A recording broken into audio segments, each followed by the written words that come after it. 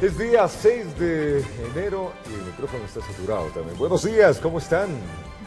Roberto, amigos, que tengan un gran día. Hoy es Día de Reyes, así que a comer ese rico roscón, a celebrar la vida y por supuesto a disfrutar con las medidas de bioseguridad. Hoy en cambio sin lluvias de por medio. De verdad que el micrófono está muy saturado.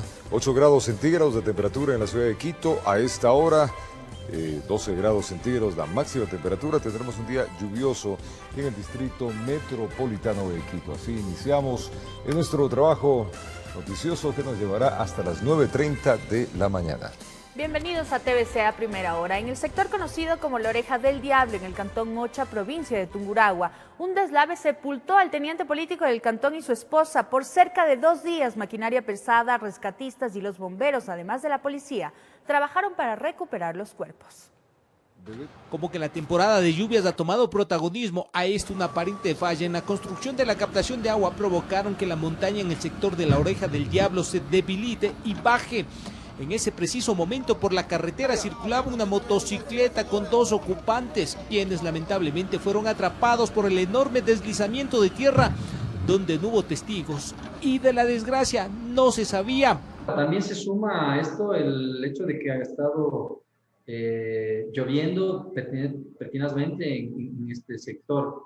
En un inicio el problema fue porque la carretera quedó obstaculizada, sin embargo, con el pasar de las horas, las cosas se tornaron tensas. Los esposos de 55 y 50 años de edad no aparecían y la familia sabía que tomaron esa ruta para ir a una propiedad a cumplir con tareas agrícolas y de ganadería. Nos alertó el hecho que tuvimos una sola denuncia por parte de las familiares de que se encontraban desaparecidos de estas 2 personas.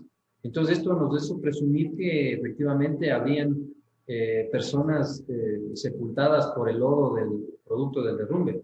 Maquinaria pesada, rescatistas del Grupo de Operaciones Especiales ayudados con canes preparados en búsqueda de cuerpos y bomberos de Tungurahua trabajaron en la remoción del lodo, piedras y palos para llegar a los cuerpos del teniente político de la parroquia de Yanayacu y su esposa. A las 9:30 se localiza el primer cuerpo, que es de la señora Judith del Rocío Ibai Soria, y a las 10:30 el cuerpo de el señor Luis Osvaldo Basantes Gavilanes.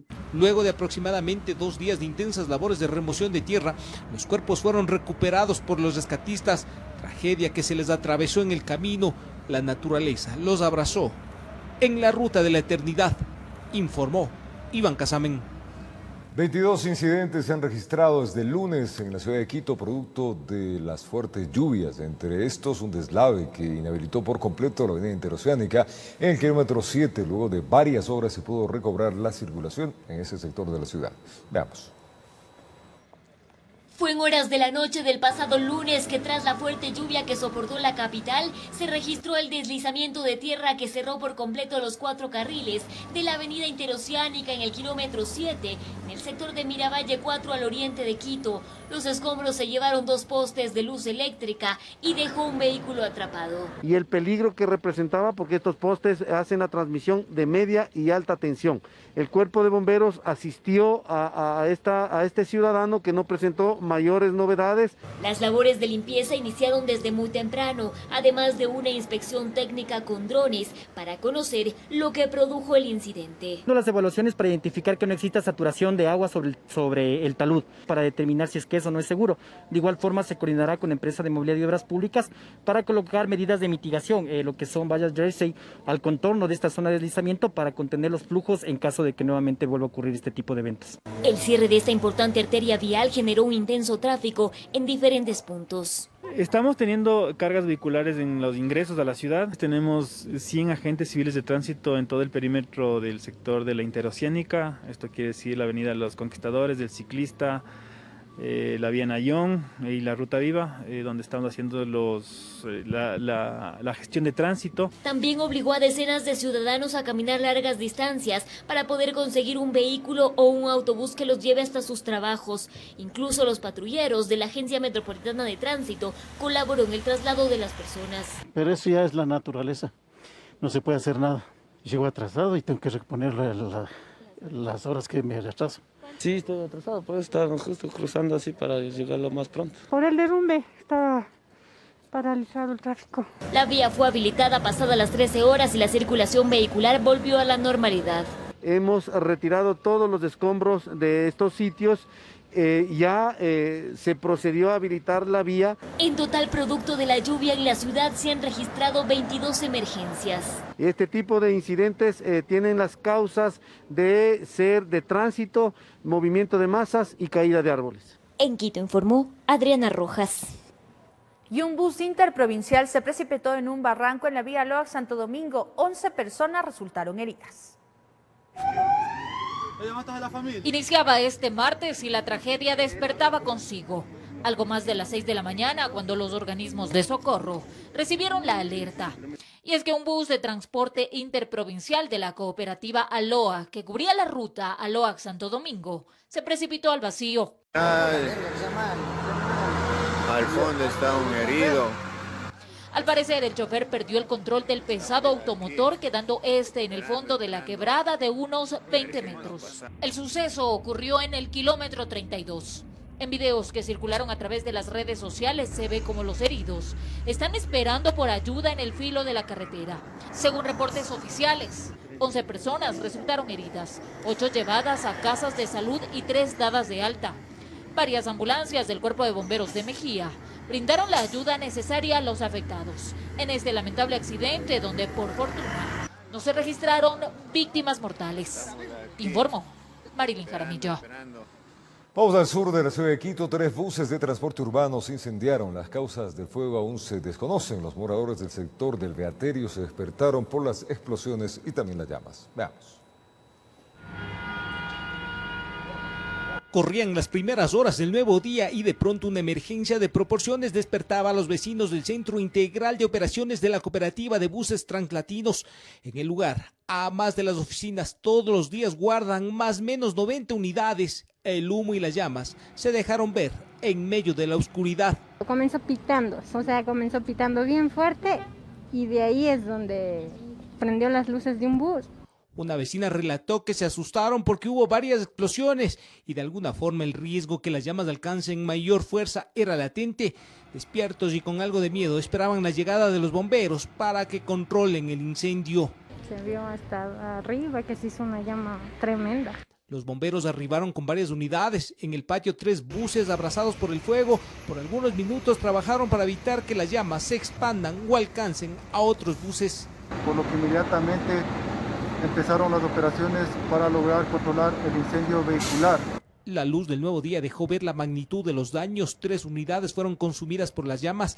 El fuego acabó con los asientos, ventanales, motor. En otras palabras, quedaron inservibles. Las pérdidas ascenderían a cerca de $200,000. Es una pérdida total para la empresa. Otras 2 unidades también sufrieron algunos daños leves en las ventanas y latas. Todas eran parte del proceso investigativo para saber las causas del triple incendio vehicular. Hay las autoridades especializadas en estos temas y serán los que den el resultado final. Como ustedes ven, aquí está el Cuerpo de Bomberos.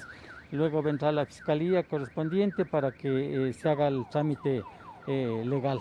Provocado o cortocircuito, solo el informe de la Unidad de Investigación del Cuerpo de Bomberos despejará las dudas en las próximas horas. En Quito informó Iván Casamen.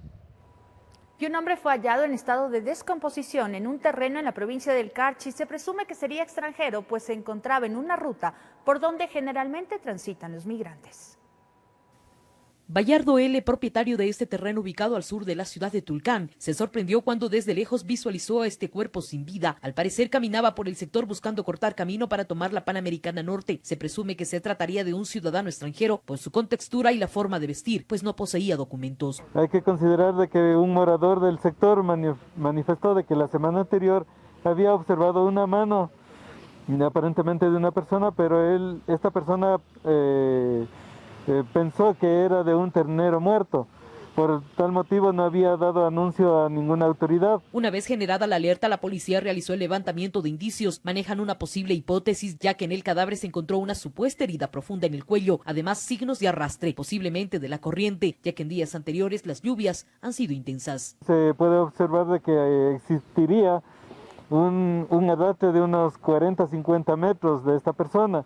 En la parte de abajo también se observa que existe alambrado de púas, en el cual se va a determinar también la posible causa en la respectiva autopsia. Lo irregular del terreno no permitió que el cuerpo sea sacado del sitio con facilidad. Por ello, organismos de socorro se hicieron presentes para extraer el cadáver del infortunado. En este momento nos estamos trasladando a la morgue para realizarle el examen externo, verificar la manera de muerte y en coordinación del médico legista para determinar la causa de la muerte.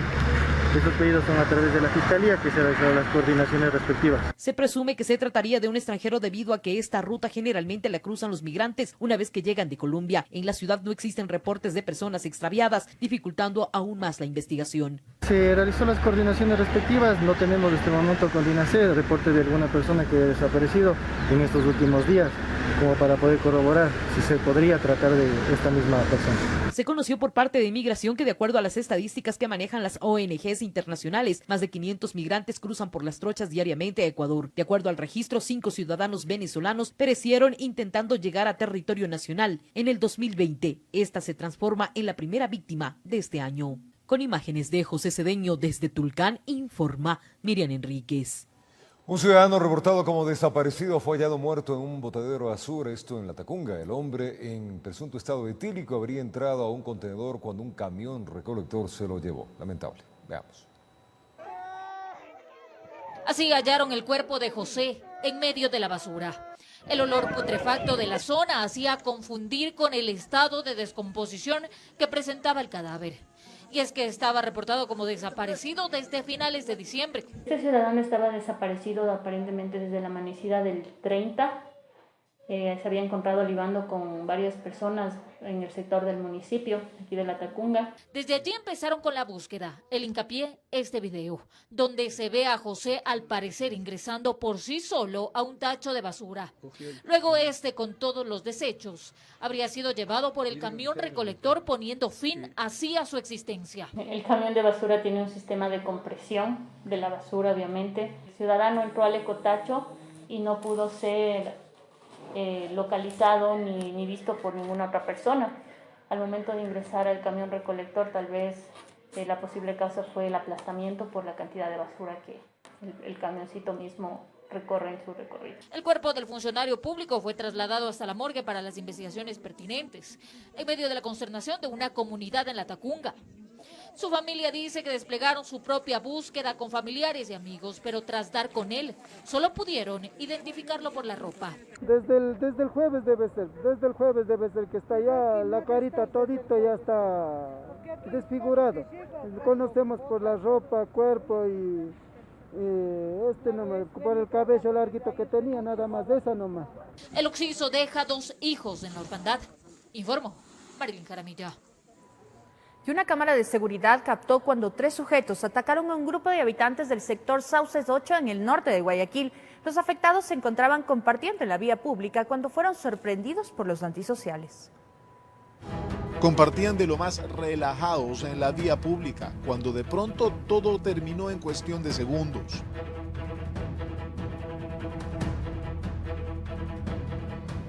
Desconocidos empezaron a atracar a los habitantes del sitio, que se habían reunido para compartir entre ellos. Todo quedó captado por las cámaras de seguridad de la zona. El hecho delictivo se dio en Sauces 8, norte de Guayaquil.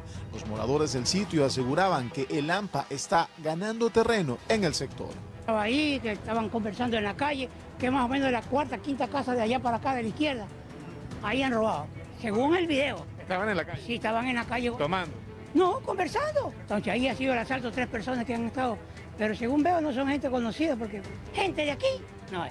El video quedó en manos de la policía para poder continuar con las investigaciones. Habitantes de Sauces 8 temen que este tipo de sucesos se repitan, generando mayor inseguridad. Una cosita quiere decir, como aquí te lo puse, no hay personal, pasa cerrado a veces. Yo dije al jefe del área, digo, jefe, ¿por qué nosotros arreglamos todo bonito el pipe, no? Para que no falte personal, pero me dice que no hay personal, no hay, pasa cerrado. Esperan que las autoridades de seguridad implementen más operativos para evitar que estos actos se vuelvan a dar en el punto, informó Julio César Saona.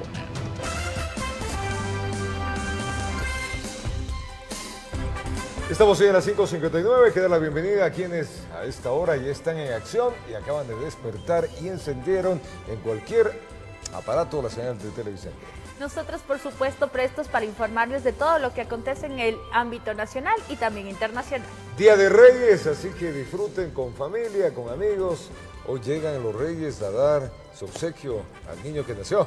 Bueno, en varios países se estila que hoy se da los regalos y no en Navidad, claro. ¿no? En México, por ejemplo, se da hoy los regalos. México, España, Argentina y en algunos países donde hoy día hay fiesta en grande, ¿no? Hoy es el último día de fiesta de esta época final del año y también el inicio, así que a celebrarla. 6 de la mañana en punto, la temperatura en Quito 8 grados centígrados, el día para el distrito se pronostica con temperaturas bajas y lluvias, se llegará a 12 grados centígrados, o sea, si ayer sentimos frío, hoy día la congeladora estará realmente abierta, 23 grados en Guayaquil, nublado también, 31 grados la temperatura máxima en Guayaquil, en Cuenca se amanece con 6 grados cubiertos, se llegará también, en Cuenca están igual, fríos, 12 grados centígrados, pero sin lluvias, en Manta 23 grados parcialmente nublado, se llegará con sol, a una temperatura de 30 grados centígrados, Ambato 8 grados centígrados, nublado se llegará a 17 grados el día de hoy. Loja 16 grados se amanece, el cielo está cubierto, una máxima de 23 grados centígrados. En Tulcán 14 grados centígrados, nublado, 17 será la máxima temperatura. En Riobamba 9 grados centígrados, nublado, temperatura máxima de 18 grados. En Salinas 23 grados parcialmente nublado, hoy se llegará a 27 como máxima. Ibarra amanece con 14 grados, hay chubascos en el área, con lluvias, la temperatura máxima será de 19 grados centígrados.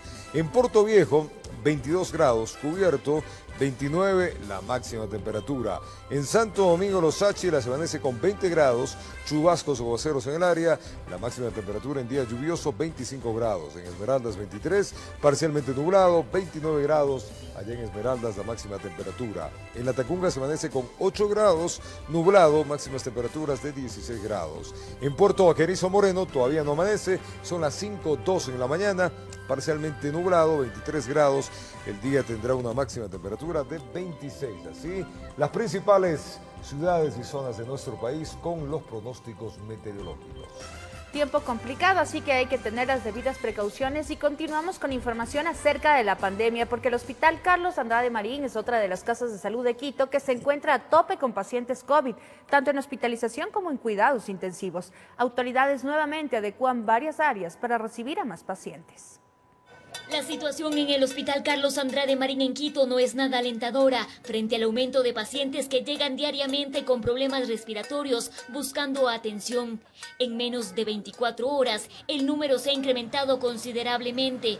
Solo el pasado lunes se recibieron en emergencia 35 pacientes. Ya para el martes llegó a 53. De este número, una buena parte requiere ingresar a hospitalización y cuidados intensivos. 17 pacientes al momento que están esperando ingresar, cerca de 10 de ellos para hospitalización, 5 para terapia intensiva y los otros que están en cuidado intermedio todavía. Personas a la espera porque lamentablemente las 2 salas COVID y la unidad de cuidados intensivos con las que cuenta el hospital están a tope, indica Edison Ramos, coordinador del área crítica. La hospitalización al momento está en su límite. Tenemos las 59 ocupadas y en las áreas críticas en terapia intensiva, ahí sí tenemos una ocupación total del 100%. Pero esto no es lo peor. Ellos no son los únicos en la lista de espera, ya que por tratarse de un hospital de la red del Seguro Social IES, existen otras unidades solicitando camas. Para el día de hoy, nuestro servicio de derivaciones reporta 65 pedidos para camas de terapia intensiva, tanto del distrito como de provincias aledañas. Tenemos pedidos desde La Tacunga, Ambato, Ibarra. Si este panorama parece malo, Ramos prevé que los resultados que dejen las aglomeraciones y el respeto de medidas tras los últimos feriados de Navidad y fin de año sean mucho peores. Por ello, han empezado a adecuar áreas del hospital para recibir a más pacientes COVID. Aquí funcionaba el área de hospitalización de medicina interna y cirugía. Hoy todo ha sido desalojado, pues se piensa habilitar 34 camas, avisorándose al incremento de casos de COVID-19 en la capital. Tenemos en cada cama, a la cabecera, tomas de oxígeno. Ahora se va a convertir en COVID dependiendo de los escenarios. Actualmente Quito ya supera los 70.000 casos de coronavirus, informó Adriana Rojas. El 65% de las camas en el Hospital Bicentenario Municipal de Guayaquil para atender a pacientes con COVID-19 están copadas. De ahí, el COE cantonal podría poner en marcha nuevas estrategias para prepararse en caso de que exista un rebrote. Una de ellas, la instalación de 2 carpas totalmente equipadas al ingreso del Cantón Guayaquil. Veamos. Fueron los primeros pacientes en llegar este martes 5 de enero al Hospital Bicentenario de Guayaquil en busca de atención médica, pues presumen tener los síntomas del COVID. Traje a mi hija. ¿Qué síntomas tiene su hija? Tiene fiebre, dolor de cabeza, malestar al cuerpo. ¿Piensa que sea contagiada de COVID? Esperemos que no, pero por eso venimos a salir de la duda. En tanto, la Mesa Técnica de Salud Municipal sostiene que en Guayaquil fallecen 7 personas por día a causa de complicaciones por COVID-19. Datos arrojados en las últimas 3 semanas del 2020. Bueno, estamos un poco elevados en casos, en cuidados intermedios, en cuidados intensivos de aquí, en hospitalización también, en 20-25% de atenciones y de ingresos hospitalarios. Por el aumento de todos los indicadores, como son aumento del número de pacientes en unidades de cuidados intensivos por el COVID, casos sospechosos y la mortalidad, nosotros evitando que se colapse en nuestro sistema y poder también ayudar a parte del otro sistema de salud, como es el Ministerio de Salud Pública, hemos incrementado 40 camas más. Entonces, de 75 camas, subimos a 115 camas. De allí que entre los planes de contingencia, el COE cantonal estima entregar 2 millones de tabletas de ivermectina a los guayaquileños. La ivermectina es un antiparasitario que históricamente lo hemos hecho campañas de desparasitación acá como municipio. En todo caso, esta medicación va a ser entregada a través de las brigadas de sectorización, que son 24 en la ciudad, y de nuestras unidades. De igual forma se ubicarán 2 carpas similares a las instaladas en mayo del 2020. Estarán ubicadas en el ingreso del cantón, la una en el peaje de la vía La Costa y la otra en el peaje de la vía Daule. Como son entradas, vienen de los cantones y recintos circundantes. Nosotros colocamos las camas, colocamos el personal médico, la oxigenoterapia, que es a través de concentradores, y la medicina, y las pruebas. En 2 semanas, el COE cantonal estima recibir los nuevos datos de la mesa técnica para conocer si existe o no rebrote, informó Carlos Julio Gurumendi.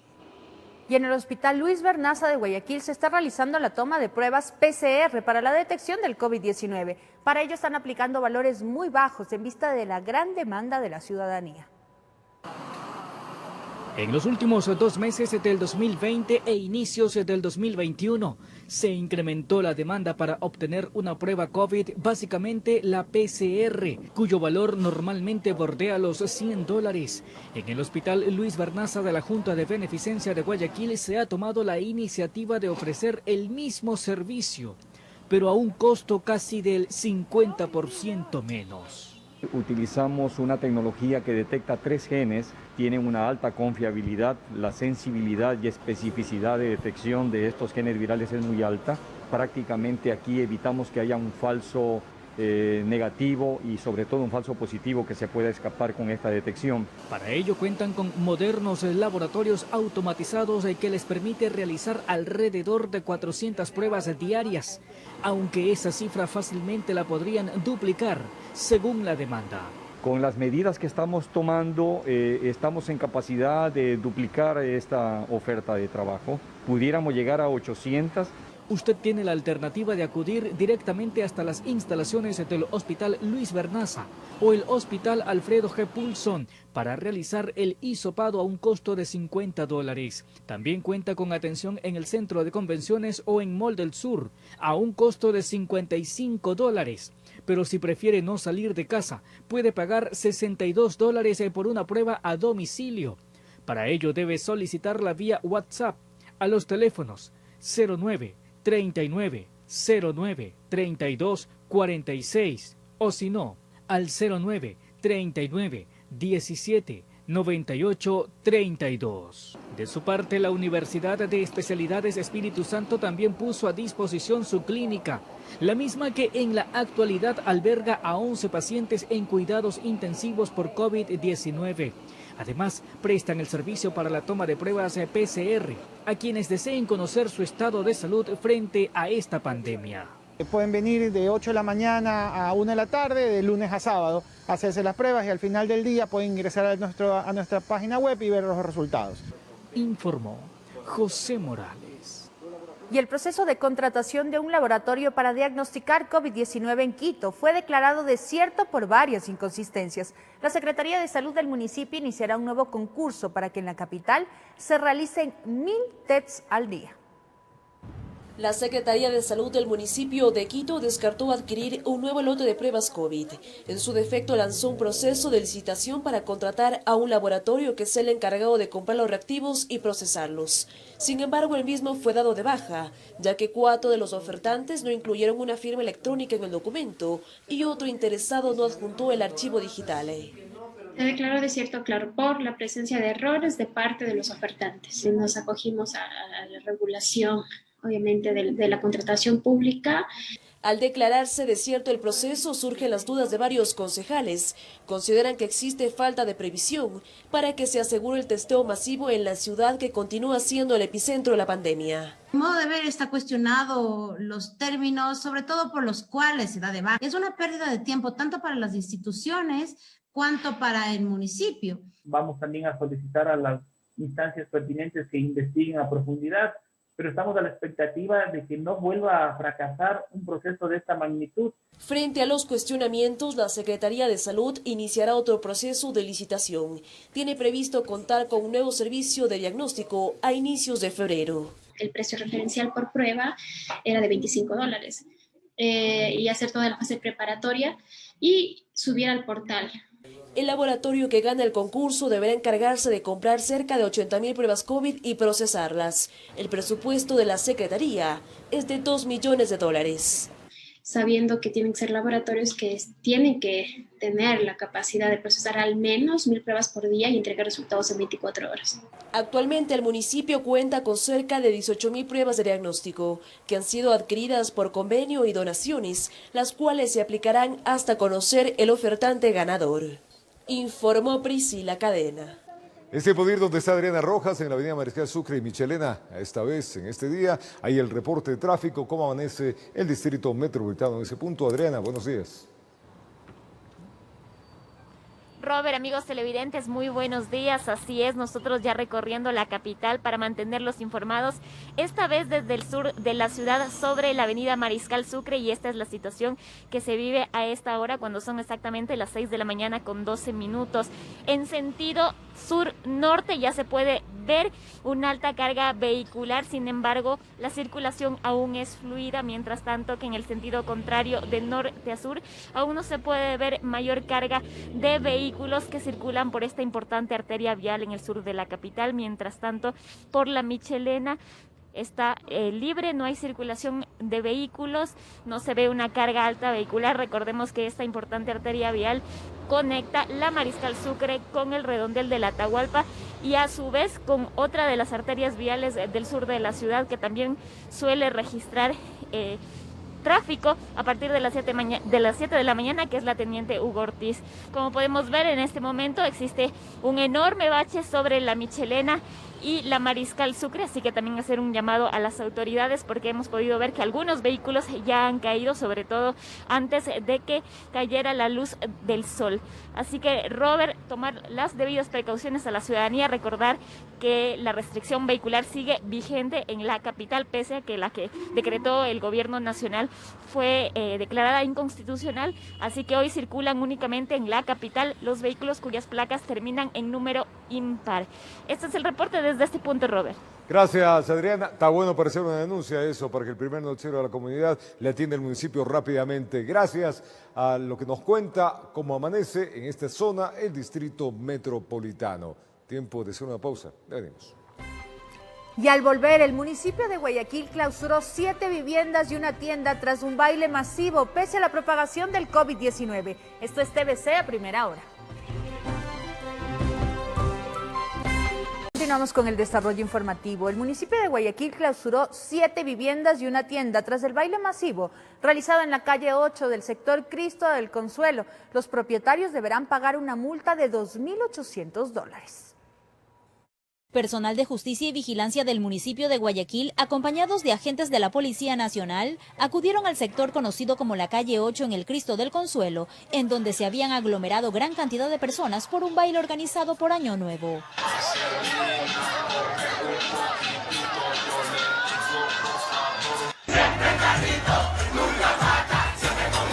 Aproximadamente unas 300 personas. Todas sin mascarilla. Todos sin mascarilla, en horarios de toque de queda, bailando en la vía pública, bebiendo en la vía pública, situación que es prohibida.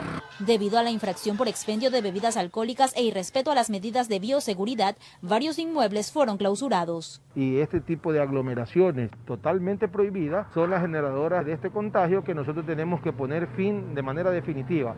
Y la única manera de hacerlo es multando a los propietarios que organizan estas festividades, con una sanción de 7 salarios básicos unificados, es decir, $2.800 que tendrán que pagar los 7 propietarios de viviendas que hemos detectado con la ayuda de la policía y un local también que se ha reportado.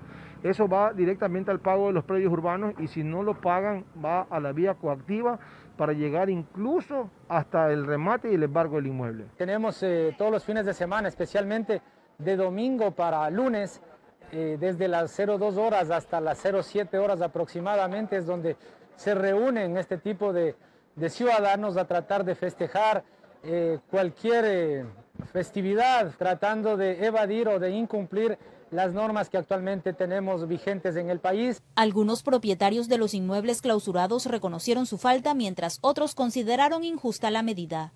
Si se da cuenta, en todos los lados hubo multitud de gente, amiga. La bahía, multitud de gente. Todo nomás es la culpa es a lo que no se pueden defender. No se cuidan, pues amiga, ya no depende de uno. Por la responsabilidad de otros, pagamos todos. Ahí venden licor, pero igualmente estoy consciente de eso, de la clausura. Bien puesta la sanción, pero ¿qué más nos toca? El funcionario del municipio de Guayaquil pidió a la ciudadanía denunciar este tipo de actividades masivas que ponen en riesgo a la colectividad. Deben colaborar, deben hacer conciencia que el problema sigue. Ya registramos 11 fallecidos el día domingo por COVID. Informó Roselena Vasconés. Tras las últimas restricciones migratorias adoptadas por algunos países de Europa y Sudamérica, estudiantes y turistas no pudieron salir del país. La Asociación Nacional de Agencias de Viajes recomienda a los pasajeros estar informados y advierten que estas medidas agudizan la situación del mercado turístico. Veamos. Y ahí es que me encuentro con la amarga sorpresa. La noticia desbarató las maletas de no pocos viajeros por diversos motivos. Brian Solórzano estudia en Buenos Aires y tenía que presentarse a un examen universitario. Por una nueva norma que ha impuesto el gobierno, en la cual indica que no puedo ingresar al país a menos que sea residente de dicho país o sea de nacionalidad de países fronterizos, como Chile, Brasil, Bolivia o Uruguay. Ante las variantes del COVID halladas en Gran Bretaña, otros países de Sudamérica, así como algunos de la Unión Europea, han limitado el flujo migratorio y en las agencias empezaron a caerse los vuelos. Recién septiembre y alguna cosa empiezas a comercializar. Entonces el impacto es, yo creería que hemos vendido, no sé si el 10%, si podría darte una cifra. Está el tema de operadores, está el tema de guías, el tema de hoteles, o sea, toda la industria, el impacto es muy fuerte. Pero no todos se quedaron varados. Gracias a Dios, ayer que arreglé el problema que fui para allá, me dieron un nuevo ticket. La clave, anticipan las operadoras, es tener cabal información. ¿Qué país te necesita? ¿Quién te pide PCR? ¿Cuánto vive el PCR? ¿Quién no puede entrar? Si necesitas visas, no necesitas visas. Todas esas cosas uno tiene actualizado y puede tranquilamente la información. Tras la negativa del COE Nacional, Guayaquil ha insistido en la necesidad de restringir el ingreso de vuelos de origen británico y otros países de Europa, informó Jorge Escobar. Autoridades de salud de la zona 8 advierten a la ciudadanía sobre un posible rebrote del dengue. Mucha atención con esto, por lo cual invitan a tomar acciones de prevención con métodos mucho más efectivos. Veamos. Caen las primeras lluvias y esto despierta inmediatamente las alertas por parte de las autoridades de salud ante posibles riesgos de que se incrementen los casos de dengue, tomando en consideración los registros de años anteriores. 280 casos por cada 100.000 habitantes fue la incidencia en el año 2019. Para este inicio del 2021, la situación se presenta con ligeros anuncios de posibles incrementos en casos confirmados para el dengue. En este año, los incrementos se mantienen debido a factores que no solamente tienen que ver con el vector, sino con el tipo de virus, con la susceptibilidad de las personas, con los factores climatológicos.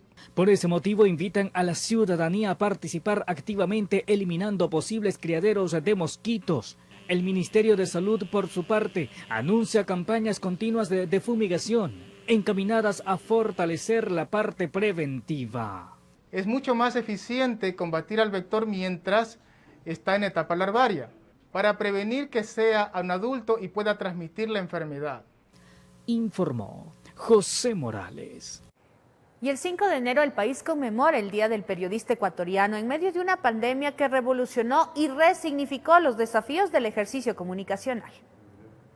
¿Qué pasó? Cada 5 de enero se celebra el Día del Periodista Ecuatoriano. Este año fue en medio de una pandemia global que impuso nuevos retos para ejercer la libertad de expresión. A la voz de Nadie se cansa, los periodistas de este país siguen trabajando con la certeza de que informar significa salvar vidas. Si no hay esa información, ¿cómo se puede tomar medidas? Si no hay información, ¿cómo puede generarse políticas? Si no hay información a la ciudadanía, ¿cómo se puede precautelar tantas vidas que se han perdido? En los momentos más complejos de la pandemia, cuando todos se encontraban en casa, los periodistas debieron salir a calles, hospitales y cementerios para dar cuenta de los estragos que estaba causando el COVID-19. En el 2020, según registros, al menos 42 profesionales de la comunicación murieron en el país por complicaciones relacionadas al coronavirus. Porque esta enfermedad es el verdadero infierno. Susana Piedra, presidenta de la Federación Nacional de Periodistas del Ecuador, considera que deben existir garantías legales y laborales para desempeñar el oficio y así reducir sus riesgos. Entonces no se necesitan más leyes, hay suficientes leyes. Lo que necesitamos es de que se apliquen las leyes. El presentador de noticias Hugo Gavilanes, quien estuvo hospitalizado varios días a causa del COVID-19, considera que el principal reto para el periodismo en este momento de la historia es llegar a la ciudadanía de forma oportuna para combatir la desinformación y también el avance del virus. Es la comunicación directa, veraz, cierta, comunicación que vaya dirigida a las masas, es decir, a la comunidad.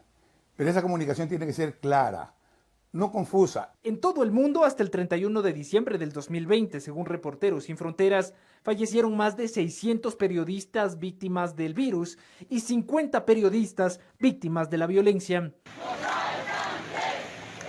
Para ellos, informar no fue otra cosa que prevenir, precautelar y salvar vidas. Informó Álvaro Terán. Pone una pausa y al retornar en A Primera Hora, mucha atención. Los miembros de la Junta Receptoras del Voto que no se capaciten deberán pagar una multa de $40. Estas y otras informaciones le contamos al retornar. Ya venimos.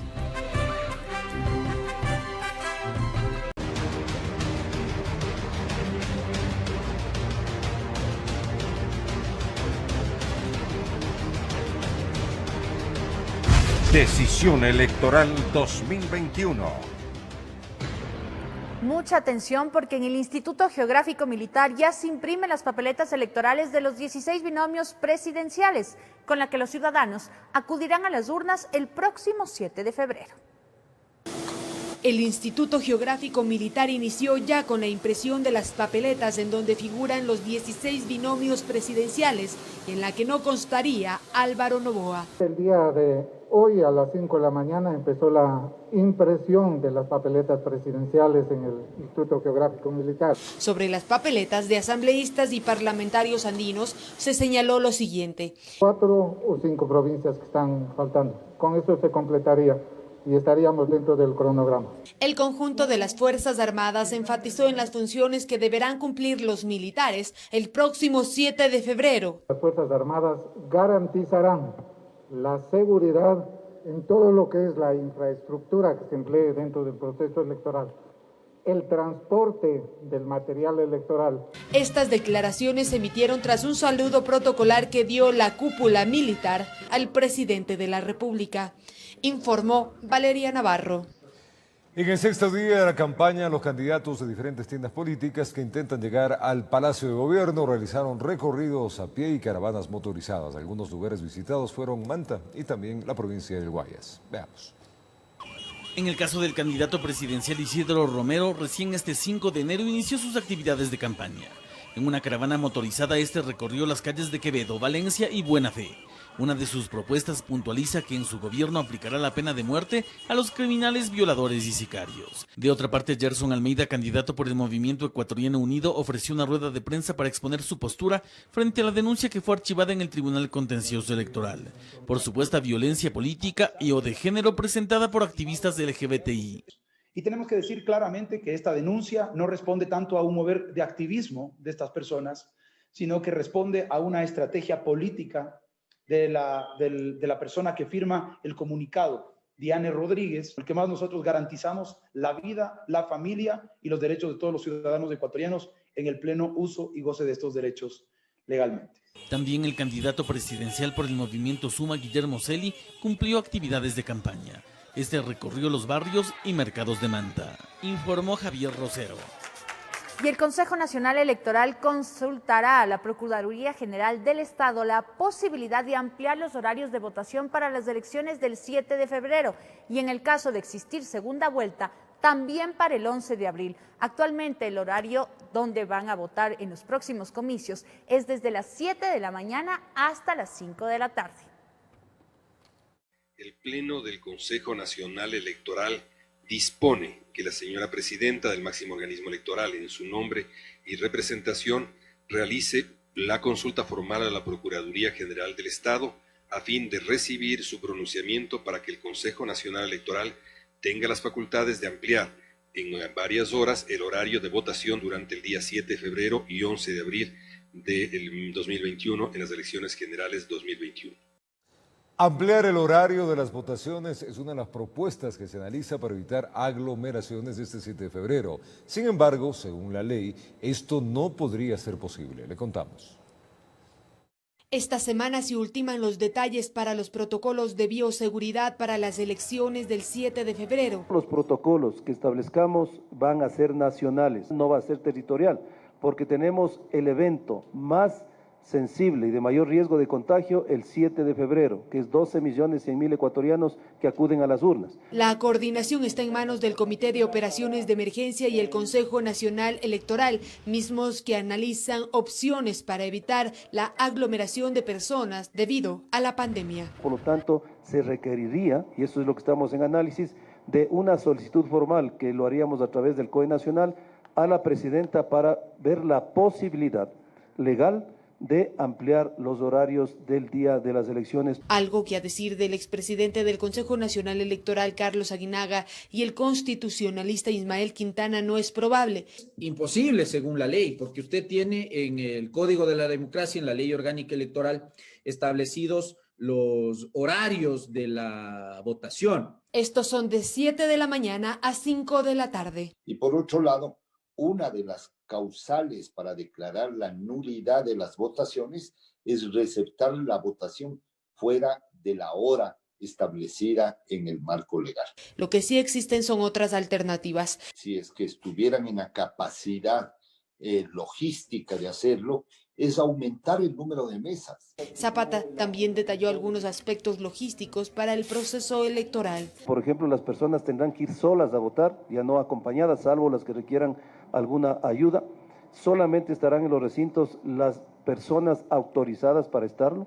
Tenemos protocolos de distanciamiento para las juntas receptoras del voto, la obligatoriedad de la mascarilla, del lavado de manos. A las afueras del recinto electoral no tiene que existir comercio ni formal ni informal porque tenemos que evitar aglomeraciones. Informó Valeria Navarro. Mucha atención porque los miembros de las juntas receptoras del voto que no se capaciten deberán pagar una multa de $40. Asimismo, los ciudadanos que no sufraguen serán sujetos a sanciones económicas. Así lo establece el Código de la Democracia frente a las elecciones presidenciales. Algo más de 13 millones de ecuatorianos acudirán a las urnas a ejercer su derecho al voto el 7 de febrero. Para estas elecciones se aprobaron nuevas reglas. Preste atención a las multas y sanciones. Aquellos miembros de las juntas receptoras del voto deberán asistir obligatoriamente a las capacitaciones, ya sean presenciales o virtuales. En el caso de que no lo hagan, la sanción será del 10% del salario básico unificado, es decir, $40. Pero si usted es miembro de la junta receptora del voto y no asiste a la mesa el día de las elecciones, su sanción será del 15% del salario básico unificado, es decir, $60. Pero quienes incumplan, por ejemplo, no ir a las capacitaciones y tampoco estar en la junta receptora del voto, la sanción asciende a $100. Pero ¿qué pasa con aquellos que deciden no ir a votar cuando está facultado para hacerlo? La multa será de $40. Los miembros de las juntas receptoras del voto no podrán abandonar sus funciones sin justificación hasta que finalice el escrutinio y se suscriban los documentos electorales. Si se comprueba esta falta, la sanción va de 11 a 20 salarios básicos unificados, destitución o suspensión de los derechos políticos hasta 2 años.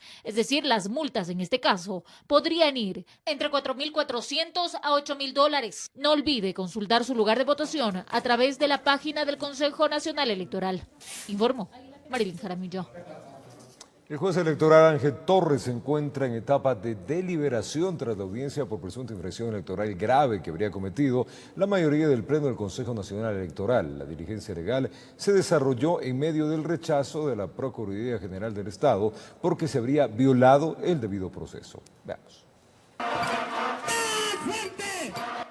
En medio de una protesta pacífica de simpatizantes de Álvaro Noboa y Justicia Social, y bajo la mirada de miembros de élite de la Policía Nacional, 5 horas duró la audiencia oral única de pruebas y alegatos como parte de la denuncia presentada contra Diana Tamaín, presidenta del Consejo Nacional Electoral CNE, Enrique Pita, vicepresidente, y los consejeros José Cabrera y Luis Verde Soto, por supuesta infracción electoral muy grave, al incumplir una sentencia del Tribunal Contencioso Electoral TSE a favor de Justicia Social, para que continúe con el proceso de inscripción de candidaturas, luego que se le devolvió la personería jurídica.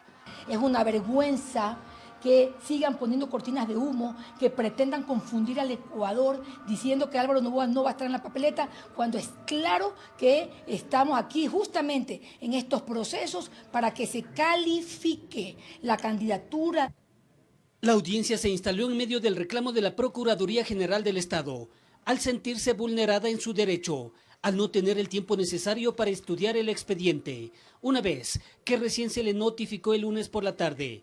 La defensa técnica de los funcionarios electorales argumentó que aquí no cabe una infracción electoral muy grave, sino una acción de queja, por lo que la denuncia no tiene sustento legal.